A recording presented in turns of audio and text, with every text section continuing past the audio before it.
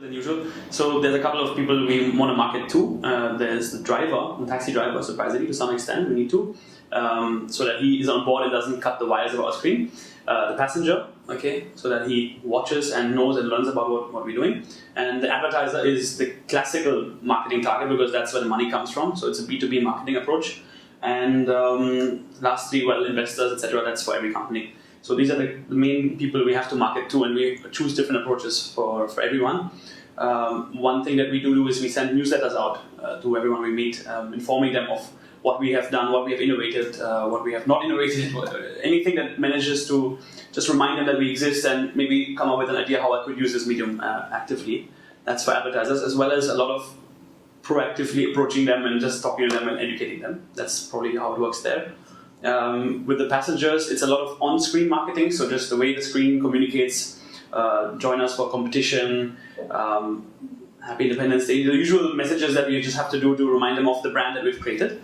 And for the drivers, there have to be simple things like incentive programs actually in place so that they understand that there's something in it for me. If I manage the screen well, then I'll get an incentive out of it. That's actually very important for us. Yeah. One thing I want to add to that is, I think one aspect that not many startups give importance to is general PR, and I think that helps a lot. One of the main things a startup should try to do is get inbound partnership requests. Obviously, a startup is all the time looking outwards and saying, will you partner with me, will you partner with me, will you partner with me? The ones that come inwards have a much higher likelihood of converting. And the only way to do that is to let people know that you're doing something new and exciting. People want to partner with that. So PR is something we have done, and we've done pretty well. We've got a fair share of articles online. We've got some amount of TV coverage and things like that, which definitely help in the long term. It allows all the stakeholders in your business to know that you exist and you're moving forward. We actually hired somebody for that role, which not many startups do, predominantly because of an expense. But if you can afford the luxury, you should. It makes a difference. Yeah, so I think that's one of the successes of Enroute. I would say actually, because other companies they bootstrap everywhere, but then either they don't do PR at all, or if they do, they go for a PR agency where you pay huge amounts per month on a retainer. And of course, you can get started immediately. They have the connections, but the connect between what you're trying to communicate and their experience it's going to take a couple of months to build up. And you might as well take that time to build an in-house expertise in PR.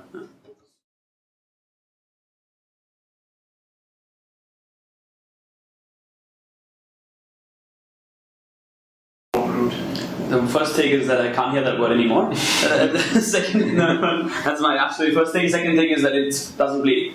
I'm going to just go on a limb and say it plays absolutely zero role for us right now. It's as simple as that. We don't have to speak much about it. We have a Facebook page and we would like to have more people there, but there's so many, every single shop says like me on Facebook these days, and we're also one of them. And I personally would say we're not very sure how it will go and how we're going to use it. Given the fact that we're not reaching out to consumers in terms of marketing, it's slightly less important. Having said that, where it comes into play is again the PR angle, because when you have online articles and they're being shared and you have them on Twitter as well as Facebook, that helps to increase the frequency of the read of the article. So that's something we do pursuing very actively, and we wouldn't want to ignore that. But the classical social marketing approach of having a Facebook page and engaging the consumer is not something we need as of now, really. It's simply, we're a B2B company at the end of the day. We're not a B2C company, and that makes a huge difference in the use of social media.